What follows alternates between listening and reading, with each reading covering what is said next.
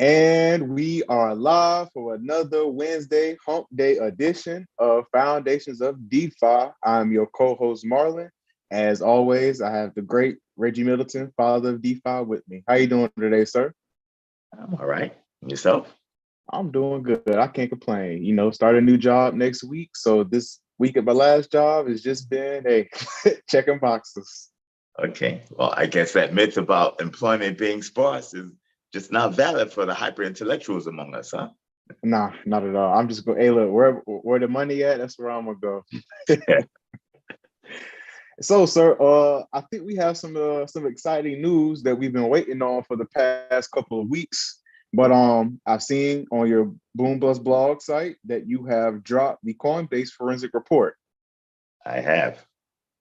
And this is not just a preview, this is the full 115-page report, correct? Or so. I'm 14, 115, something like that. It's a lot of words. People don't like words, they need charts nowadays, Reggie. It's a lot of charts too. I put pretty pictures in there for the TikTok, Instagram crews. It's a little bit of everything. So while I pull that up, where do you want to start off with it? I know you had some we've seen bits and pieces of your report over time and we've discussed some things, but is there anything in particular that you want to start off and highlight? I mean, it's basically an amalgam of the stuff I've been discussing over the last few months. It's sort of it is what it is event. I just put it all in one document, and some of it is a little more explicit.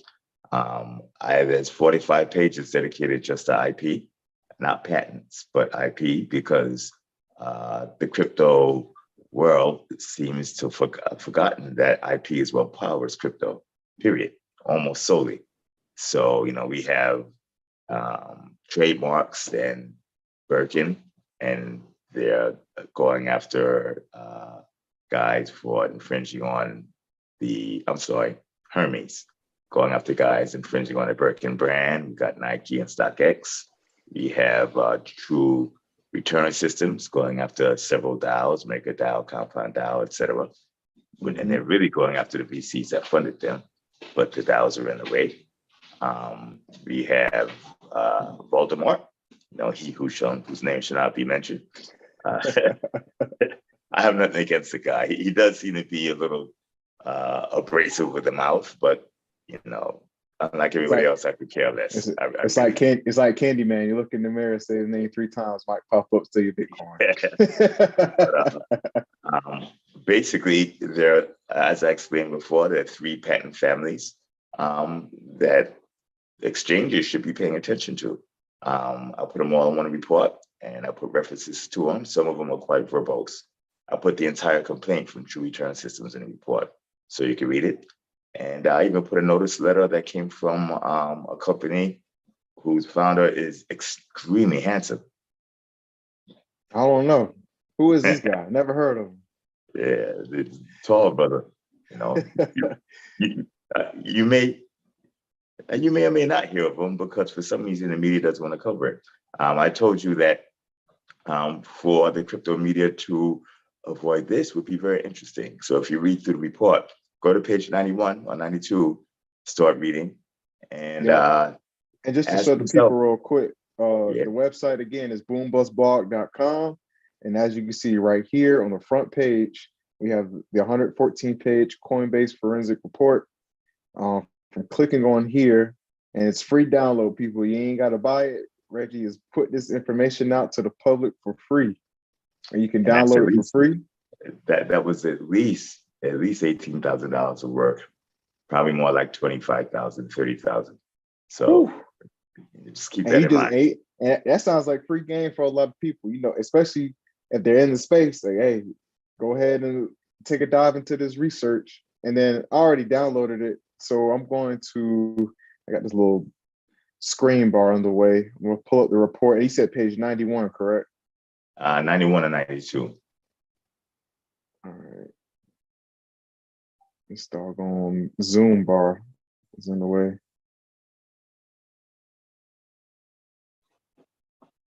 Or you could just tell them what it says. I want, people like to see things, Reggie. I want them to see it as we talk about it. So page 91 of the report, we see here that Veritasium, an investor-led consortium of companies, is working with that tall, handsome brother, Mr. Middleton, to administer to administer the two patents worldwide. And here you have the abstract, which we've discussed before, but I want to point to this last part you have on this page. Veritasium believes several centralized and decentralized digital asset exchanges employ devices, methods, and systems which may use unlicensed patent IP. Coinbase Global is one of those exchanges.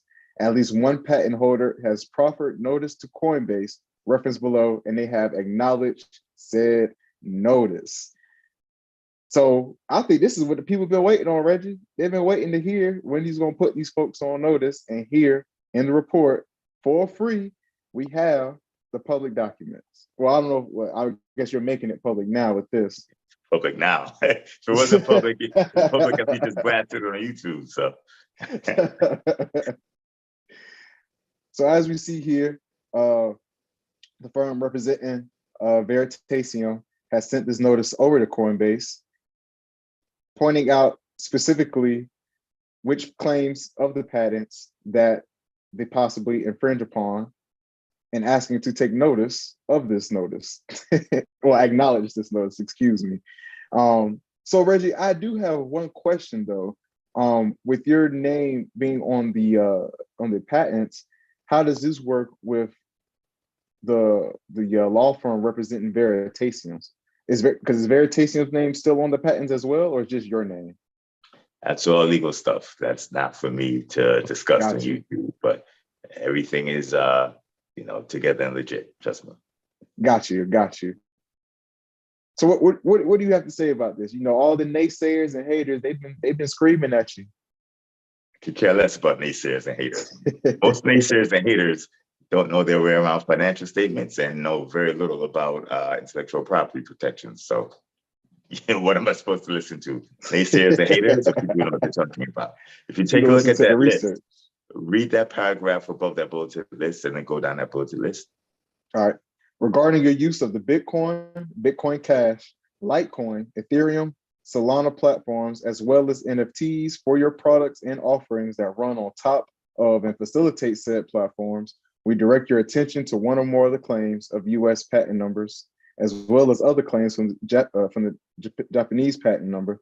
Your products and offerings that are covered by U.S. patent and Japanese patent include, but are not necessarily limited to, Coinbase Exchange, Coinbase Pro Exchange, wallet, NFT, everything that us people do in the crypto community is listed right here.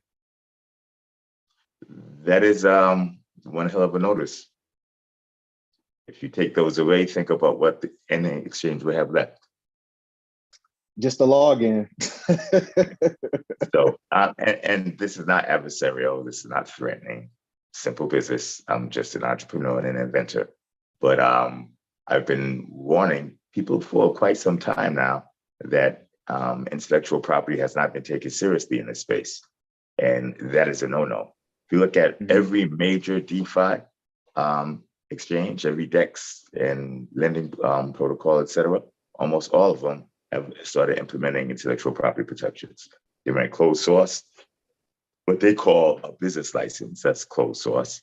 And it's not a bad thing or a good thing. It's simply prudent business. Without doing that, you'll be driven out of business. When the big guys come, they're going to take your open source stuff and they're going to create a closed source product and they're going to wipe you clean with it. Okay? You can give your stuff away for free if you own and control it. If you don't control or own it, your only choice is to give it away or have it taken. And that's what it is.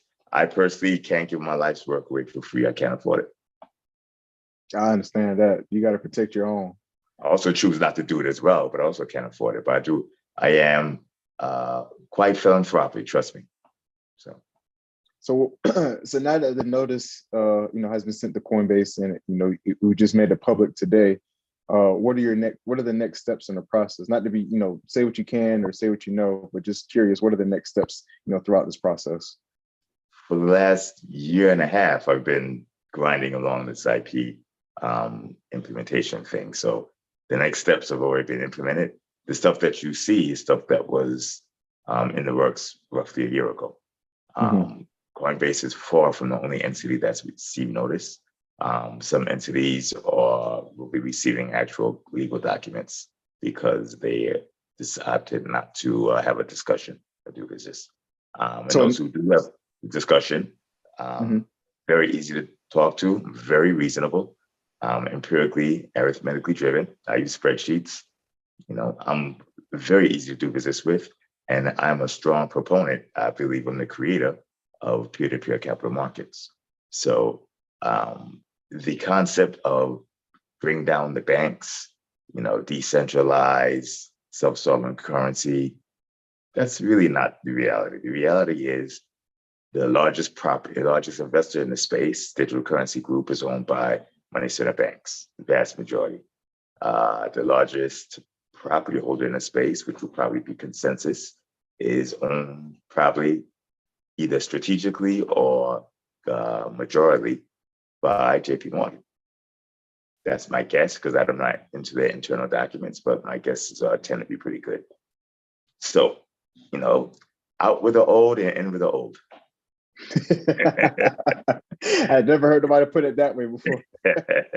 I want to ask you, one thing you said was that, others may receive actual legal action. So is a notice just a formal, just, hey, here's what the research shows, or here's our observations are, right. It's in your ball court now, so that's not technically a legal action. It's just I guess a formal professional notice, right? And it's also, there's a legal strategic reason to give it as well, but it's a professional heads up. But there's a legal reason to give a professional heads up. But I don't want to get into that because actual legal strategy and things such as that is not to be discussed publicly. Right. Oh yeah, we done seen folks get caught up doing that. We can't have you get caught up, Rich. Yeah.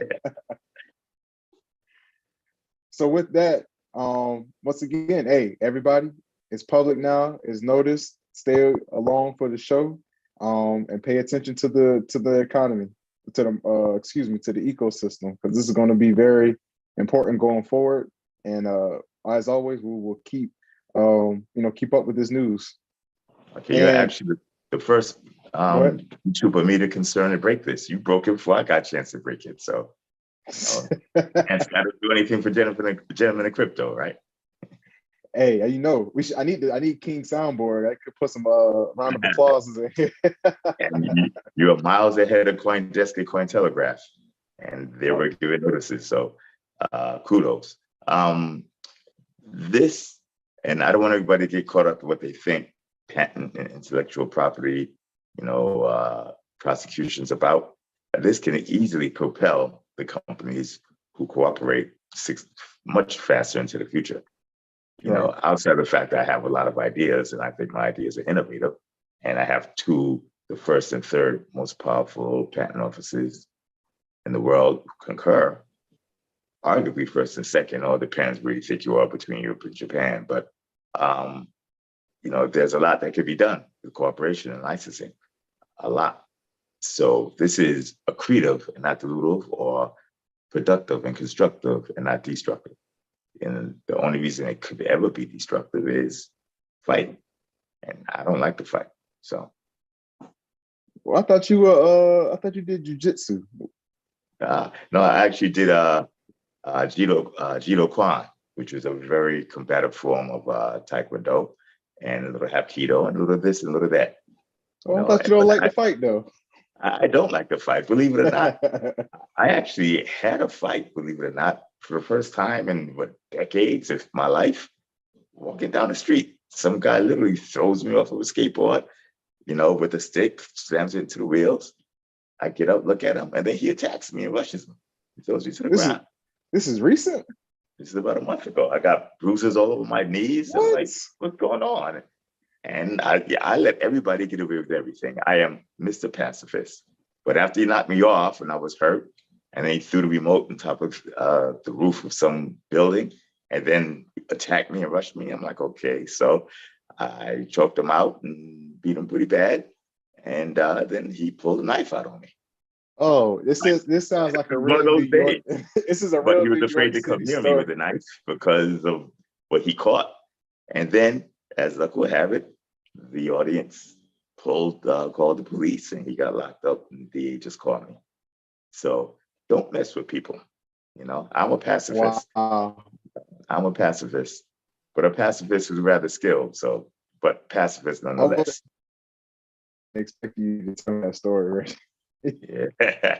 I am probably the most peaceful person I know, you know, because I really do not believe in fighting and violence. I have, you know, my baby girl to go home to, whenever, but this guy just would not stop until he caught it. So I gave it to him, you know, FedEx style, special delivery.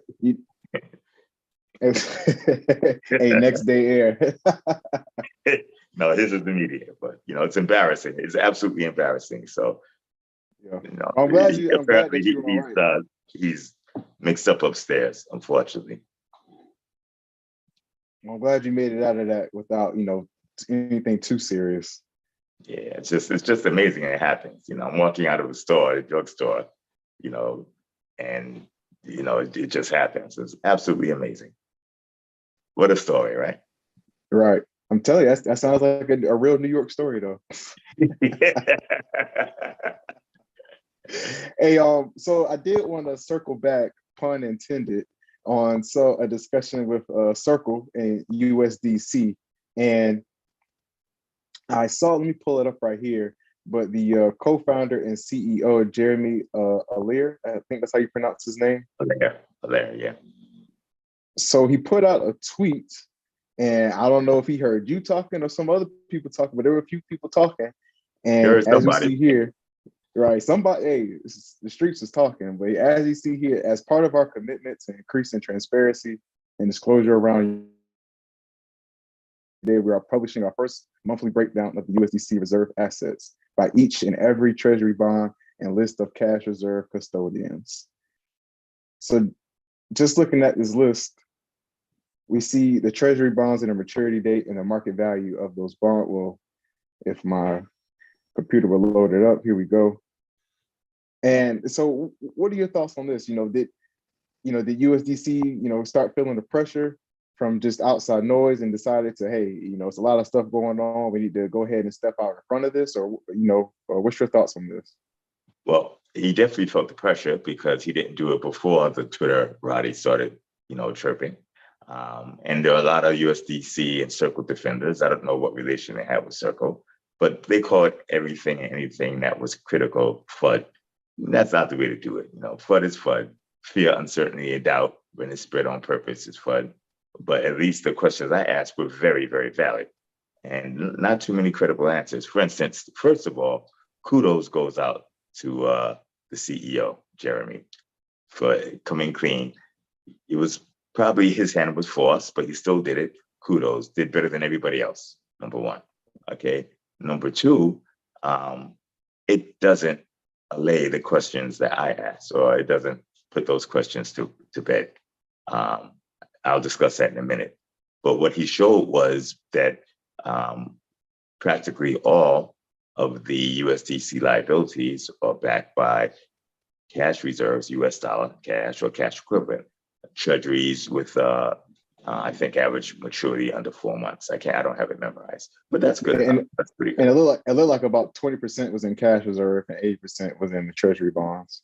Right. Roughly. Now, that raises another big question because my initial concern was this stuff is all on Circle's balance sheet, which means that it could be caught up in bankruptcy proceeding if they were insolvent.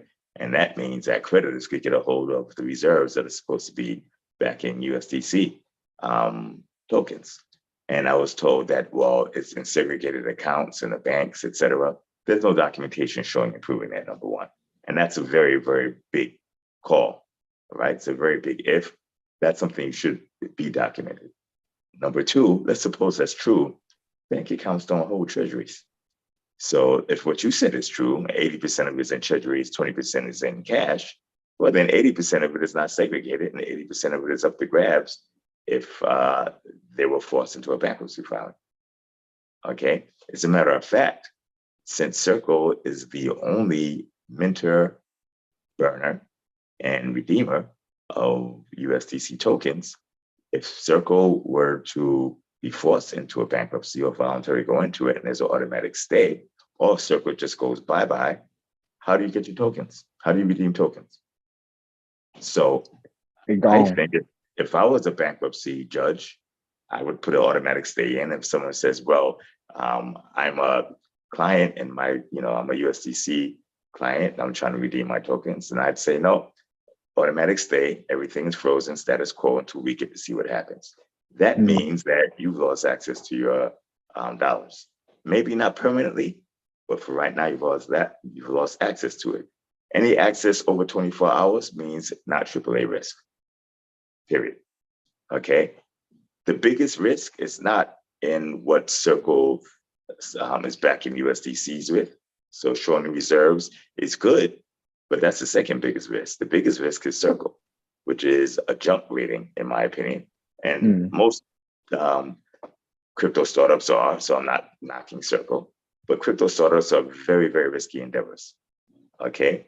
And you have to take the risk of the administrator and operator, you have to blend that with the risk of the reserve assets, because it's all one pie. Even if you attempt to segregate it, it's very difficult. The way to do it properly is to have the administrator of the tokens, a separate company with a separate balance sheet, okay, with no more than a minority holding of Circle, and fully funded, $50, $30 million, and it does nothing but mint, burn, and redeem tokens. Nothing fancy, no going out on yield curves, just doing that. It's not going to make much money. It's going to be boring, but it's going to be safe. And then Circle could take all the other companies and do whatever fancy they want with it. You can do options and futures and DEXs and yield curve, management, whatever rehypothecation of, apple pie and whatever they need to do. But the actual tokens, minting, burning, and redeeming, and reserving is plain vanilla and out of everybody's reach. That's not the way it's put together. That's not the way any of them are put together. And the operating company has all this stuff on the balance sheet, and they take material risks, like offering up to 12% yield powered by Bitcoin. That's about as risky as it gets to. You know what I'm saying? It doesn't get much riskier than that, man. At this point, we've already seen stable coins that were backed by Bitcoin burn. So, if nobody else notices that and kind of adds that, if you don't learn from one thing, hey, fool me once, shame on me. Something that's stable backed by Bitcoin is automatic. That's something white backed by black, or something up backed by down. That's, you don't need to know anything. Once someone says that, you should stop reading and go somewhere else, Yeah, I hear you, Reggie. Well, I know we had to cut today short, but appreciate your time today. And are you going to go live on your channel to discuss more about the report at all today or this week? I will. I'll try to do it today. It's going to be super duper informal. Probably walking outside, getting sunshine, but you can ask me questions. Okay. Cool. So make sure y'all, everybody check out Reggie's YouTube channel. Or by Twitter, actually. I'll be on Twitter now, soon. So just at Reggie Middleton, hit me up for discussion. No problem. Everybody, appreciate y'all for checking in. Remember to like, share, subscribe. Check out the other Gentlemen of Crypto shows, and also make sure to check out Reggie's Twitter and YouTube for any updates.